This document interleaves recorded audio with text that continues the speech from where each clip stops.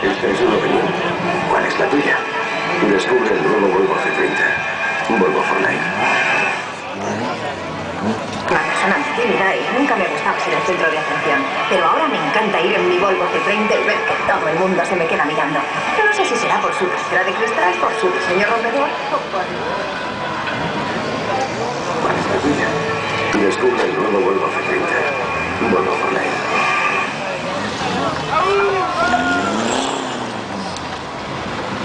Estamos viendo en pista, en la parte de toda la gama de Hyundai, dos coches un poco diferentes, que son los coches que disputan las copas Hyundai de asfalto, que son el Get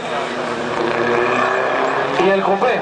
El Coupé es un coche puntero, es un coche rápido, es un coche de mucha potencia, es un V6, y el Get es un coche diésel, con una prueba con un grandísimo nivel en pilotos, en inscripción y en todo. La Get es espectacular, 30 coches en pista, tiene que pasar por la misma curva, y los Coupé igualmente espectaculares, con grandes prestaciones, coches de mucha mejor imagen de circuito, y por eso, bueno, estamos viendo que tiene problemas simplemente porque son coches con ruedas de circuito, son ruedas prácticamente lisas, y aquí, como comprenderéis, pues hacerlos traccionar no es tan fácil.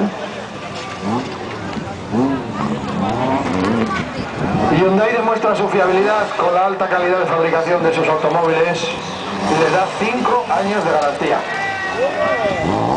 Los últimos estudios publicados así lo avalan. El JD Power 2006 confirma que Hyundai es la marca número 1 en fiabilidad en Estados Unidos entre las marcas generalistas, y la tercera, inclusive